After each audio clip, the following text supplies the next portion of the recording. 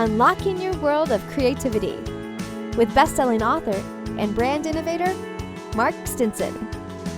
This episode is brought to you by White Cloud Coffee Roasters, where every bean tells a story of adventure.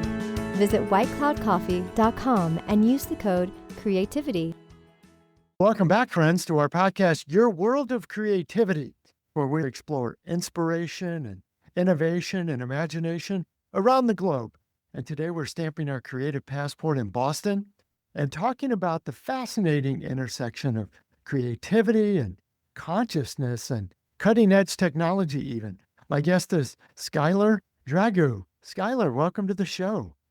Hi, I'm so glad to be here. Thanks for having me. This is exciting. Schuyler is an interdisciplinary artist and researcher. Her work spans painting and performance and music and video and sculpture. Oh my gosh, the media abounds. And she's just completed her MFA at Tufts. She had a master's in psychology. So intersection of technology and science, even neurodivergence and nonhuman perception is what I read. Schuyler, that's even more fascinating. Let's get into some of this captivating work. When you have explored art and awareness across these intersections, something a lot of artists never even think about as they're thinking about their one medium. What drew you to this idea of creating work that bridges all these experiences? I will be maybe a little bit brutally honest and say that it is partially due to my rampant ADHD and my, I think, love of jumping from one thing to another and really getting to dive into something and fully understand it and then take the skills from that and apply it to something else. I joked for a while that when people were asking me, and especially my MFA program, oh, what kind of art do you do? It was I'm a little bit all over the place, and then I would give the theme of what the project I'm working on. But I think I've gravitated more towards video recently because it's really let me marry a lot of disciplines and incorporate a lot of different skills in a way that either traditional painting or traditional sculpture, it's a little bit harder to do that because especially with anything time-based, you really get to see either a progression or it can be sometimes easier to tell a story. So I've since gravitated more towards video and installation because it really lets me play and set up a space where things can go wrong and that's okay. And what a fine line between bouncing around everything and exploring how everything can intersect. Yes. It's so interesting. I love following some of your Instagram posts where yes, there's a video installation or final work in a painting or something, but there's something sensory about it as well. Maybe a little interpretation of even animal behavior or some kind of other interaction that brings things all together. Talk about your creative process a little bit and how you try to piece those together. So I'll start with the animal mimicry or interaction part there, because I think I know what you're talking about. It's probably the Goose Project. Yes. So I started that project, and I think this project's been a really good case study for, I think, how I've been approaching my creative process in general overall, but more distinctly since this project. So I was living across from the Fens, or like the Fenway Victory Gardens in Boston. And as a part of that, my morning commute therefore involved quite a bit of interaction with Boston geese, which we're growing up in rural Connecticut. Most of my interaction with wildlife had been much more at a distance. It had been much more, oh, we see deer, we see foxes from that distance. There wasn't that like direct interaction. There wasn't that direct interaction. So seeing the way that the geese interacted with people, with the built environment, with traffic, the fact that they could hold up traffic and there's nothing you can really do about it was really interesting and fascinating to me. And I started to notice the different ways in which the geese interacted with people and changed their behavior according to how people treated them or how people interacted with them. Whether it's like people giving them food, being more friendly towards them, perhaps the geese losing a little bit of their fear of cars because they're just crossing the road and they know that the cars aren't usually going to hit them. And so I, both in seeing these patterns and having this be part of my daily commute, was spending more time with the geese and then started to intentionally spend time with the geese.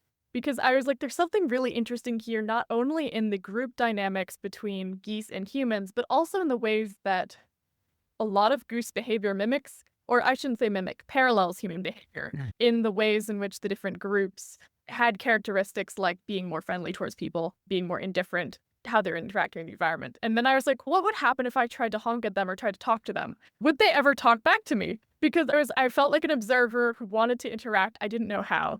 And in hindsight, I feel like there are a lot of parallels here between the neurodivergent experience and experiencing this experience with the geese, which I didn't know at the time, but it's just interesting in hindsight. So I started trying to honk at them. And eventually they did honk back at me, and I felt very accomplished that now once in a while, if I'm passing geese, even if they're not those same Fenway geese, that they will honk back at me if I make a silly honk sound at them. But so it started as observation, then turned more into mimicry. And in that sense, I was also thinking, wouldn't it be funny if I tried to pretend to be a goose in like a performance setting, where I started trying to recreate some of the movements because they're really silly looking. Like the way they walk, the way they like position their feet, the way that they're moving their arms. And so I started trying to mimic them. And then I was thinking a lot about AI and the way that AI is mimicking us, mimicking like the real world, the environment, and thought, if I'm trying to mimic the geese, I wonder what AI would do, either trying to mimic geese or trying to mimic me mimicking the geese. Yes. Wonder how that could break down there.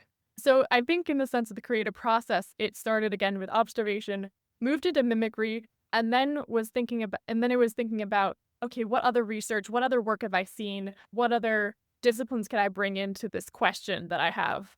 And then from there, from that mimicry and that initial like performance piece, it was really building that out and seeing where it went and letting the project evolve as the components came together. Because I used to be much more of a, here's my project, here's what I'm going to do. I'm gonna break this down piece by piece. And that can work for some things, but I think some of the most fun I've had and the most playful projects have started where I have individual components and it's seeing how they fit together and how they make sense in a way that's not forced but feels more genuine. And to pick up on, and thank you for being very maybe transparent and what we like to say authentic now about your ADHD, but as a creative lens rather than a limitation, a method for you to perceive and look at the world just a little bit differently and connect some of these thoughts or pattern recognitions or mimicry as you've described it, even to connect the systems, the arts, the technology. You've said, again, I see a lot of pieces laying out on the table, but I'm going to put together a puzzle or a picture out of these pieces in your own way, with your own fingerprint. And I think it probably also very closely mirrors, I'm also on the autism spectrum, and I think that mirrors a lot of people on the autism spectrum's experiences, in that it is a lot of let's figure out the individual pieces and then put them together to figure out either how to interact with people in a way that's meaningful for both of us, how to make sure that we don't commit like social faux pas, and all the things along those lines. And I think that's also been interesting in realizing that is also a lens in how I approach my work, and that it is a lot of, here's my hypothesis, let's do some empirical observation and come back and see either how we need to change the hypothesis, how I can interact with the environment to see what kind of data I can collect to better refine it, that sort of thing. And I didn't really realize how much that was happening, but yes. And I also read an interesting post, maybe blog or something on your website that talked about going from these creative concepts to coding, not just putting it on a canvas, but coding it, building it, tools, not just ideas. So unlike a lot of artists, you're building and it's coming out as bots or AI systems, automation, narrative engines was one of them. Share an example of how those dots got connected and how this tool of coding really affected your creativity. I think it started back when I was, and I will be fully transparent, I have not quite finished my master's in psychology. That's the one where the thesis is still in progress. I'm still working. The coursework is done there, but the thesis has been put on pause. But when I was working on a project for that degree, I realized that I was really interested in predictive language and how models are working to either potentially shape language or suggesting language to us that we might not normally choose. And I realized as a part of that to test that sort of thing, to understand that, I would need to make a website, make some sort of very rudimentary system where a system would suggest words for you based on the letters you type or the words you're typing. And so I think it's similar to that in all of my work. It's arisen mostly out of necessity. and more of a, okay, what's the best tool to be able to do what I want to do? And in a lot of cases, when you are examining any sort of digital system that is involving some sort of code or Frankensteining something to come up with a solution. And I think also that a lot of my work arises from my daily experiences, from my interactions with the world, as many artists' work does. And thinking a lot about the chatbot, I will be very transparent in that as well, and that arose and I think there's a performance piece in there, and I'll come back to it, but it arose out of, I kept getting all of these AI recruiter calls because I am currently doing quite a bit of freelance work, but looking for a full-time job. And so applying 2 jobs and getting very frustrated with the AI screeners, that AI bots calling me and expecting me to talk to them like a person. And it's like, if your company is going to give me an AI version of you, why don't I give you an AI version of me? I'll send it right back to you. If a recruiter's not even if they're going to send me an AI recruiter to talk to via chat, like, you can go talk to my AI version of myself. So I was using the OpenAI chat assistant and giving it a lot of my past writings, my resumes, that sort of thing, so that it could answer essentially those types of very rudimentary questions. And I've been thinking a lot about, I think there is a future performance piece in there where I've been thinking about making it so that perhaps a goose is interviewing me to like maybe join a flock of geese, I think, and maybe making some like very silly, nonsensical criteria that no human could ever fulfill, and having it act as that like AI screener and using maybe Schuyler bot AI simulated version of myself for that. But yes, I think So good. You have to do it. The performance aspect of it alone. What if you were being interviewed to join that flock of geese that you're describing outside of Fenway? What if people find out that I'm a bot interviewing you? Who knows where this could lead? It's so fun. So fun. And so many I guess, going back to this real world, you talked about at one point creative strategy almost as anthropology. What does this say about us? And yet, that's what I found fascinating about the overlap between the MFA and the psychology. What does it say about us as a people? Yeah.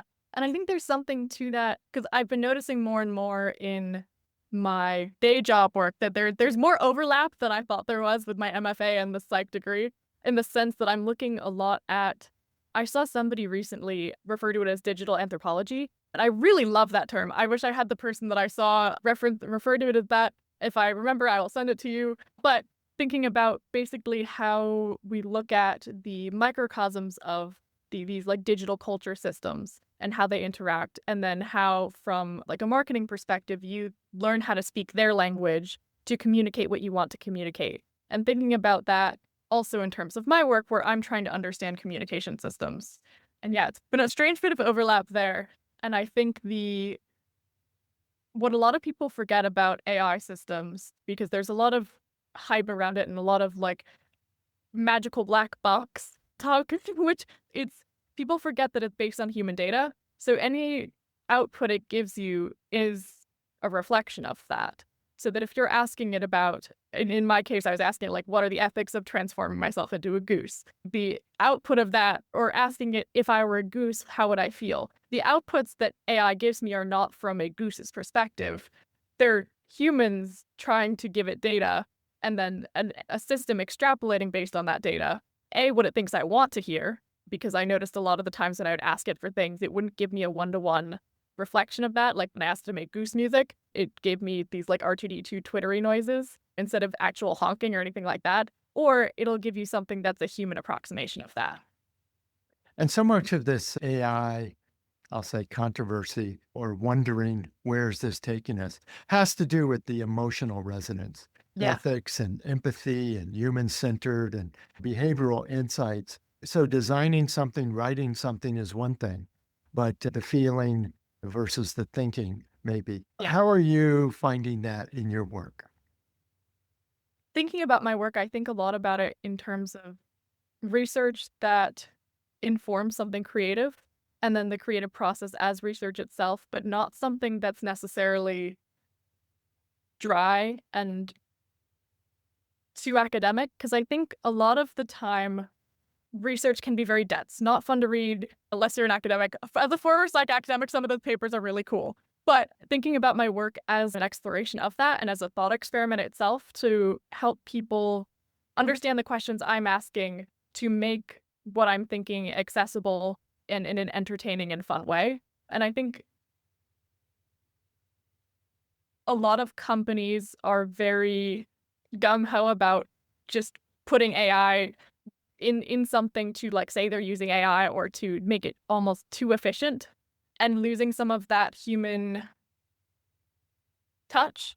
And I've been thinking a lot about in the work I'm doing with marketing, that type of thing. If a company is going to choose to use AI, how can you do that in a way that augments and benefits the people who are using it and basically takes their skills and makes it so that they can do what they're doing in maybe a different way, a way that's more accessible, a way that's introducing new perspectives.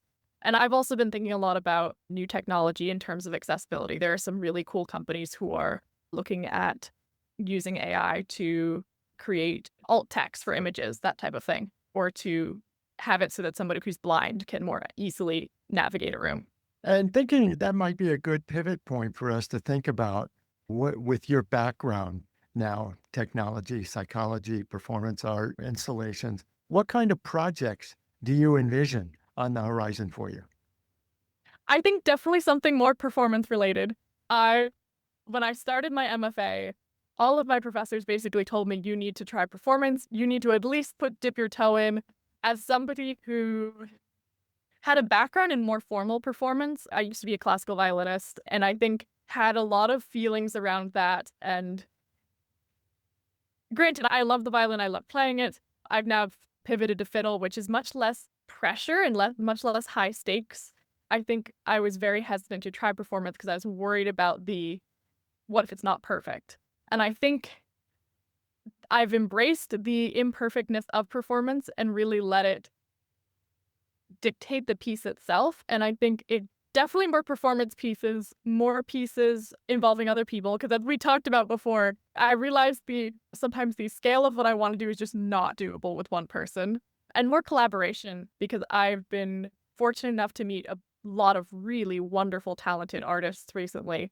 And I would love the opportunity to collaborate with them, and especially collaborating with other neurodivergent artists to create something that's really thoughtful and that's resonant to the community itself. Because having touch points out there of somebody else understands the world in the same way I do can be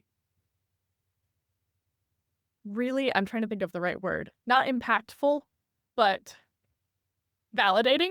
Okay. And collaborative work focused on neurodivergence, more performance work, and more work that's thinking about how do I ask interesting questions? How do I think about how I'm exploring the world and translate that into something creative? I'd like to ask your perspective on something, being where you are in your creative journey and seeking now the next steps in your career pathway. My previous guest on the last episode was Dr. Giovanni Alloy, and he's an instructor and an author at the Art Institute in Chicago.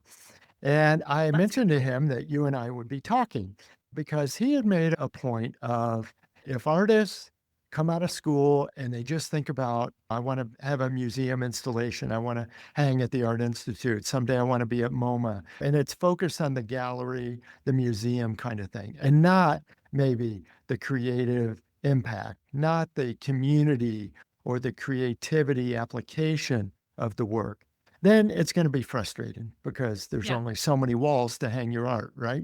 But I said I would be talking with you, and you've just been handed your degree, and now you're going to go out and make that impact or seek that next step. How do you feel about the idea of what's the goal of the work? Where do you want to place the emphasis, the impact of your next step in the work? I think I'm definitely in agreement that work that's more community focused and more focused on a goal outside of an institution can be more fulfilling and rewarding. That being said, it's still awesome I was just showing as a part of an exhibition at the Kennedy Center, and it was amazing to meet people and to have that be a point of connection through the exhibit itself, through the events and programming around it. So I think there's definitely room to work with institutions and have that be part of the process. I think the end goal, though, is much more rewarding when it's community-based. I think the work itself usually is much stronger when it's based in a goal that's not necessarily showing an XYZ institution or XYZ museum, that type of thing. I think it actually one of the best pieces of advice I got during my MFA was that the work that will resonate with people is the work that comes from within rather than the work that's dictated by what you think people want. And I think a lot of the times when people are really focused on showing in this museum or this show or this gallery, it can feel more like I'm making work that I think that they want, or I'm making work that I think belongs there. But I think a more effective approach is, what work am I making? Either sometimes it's how do I pitch it in a way that could work for that museum? Because honestly, a lot of our career is marketing and learning how to do that, but not necessarily changing the work itself to fit an institution. And finding places that want to work with you, because I think that's usually a more rewarding experience for everyone involved. Long-winded answer, but yes. No, that is so true. We're in the Every community word side. mattered. I really appreciate it. Schuyler, before we get too far, I want to make sure that people know where to find you, learn about your work, and especially if they are a prospective employer or have a project they want to bring you in on, that they can find you. Where's the best place to connect with you? The best place would probably be my website, which is schuylerdragoo.com. So just my first name and then last name. And yes, if you are another artist or a person who would potentially like to collaborate, I would love to talk. As we were just talking about, I feel like community is such a big part of an artistic career and the artistic experience. So yeah, that'd be really fun. Great. I'll put all those links in the show notes and we'll be sure to follow up with you. Looking ahead, Schuyler, we've been talking about galleries and museums and such, and even installations, but in the future, and not so distant future perhaps, what do you see as some new and different design spaces? Where can we explore applying our creativity so more eyes, more ears, more minds can be exposed to it? I think going back to the community-based approach, actually, as part of my MFA program, we did quite a bit of coursework around community engagement, making art accessible to people, involving people in it, and removing some of the barriers that traditional institutions can introduce. Sometimes when you see a painting in a museum, it can feel like, oh, I'm missing something here. This is very highfalutin art that I will never understand. Or especially if there's really dense language that accompanies it. So I think part of it is making art more accessible through maybe things outside of institutions. I don't know what form that would take.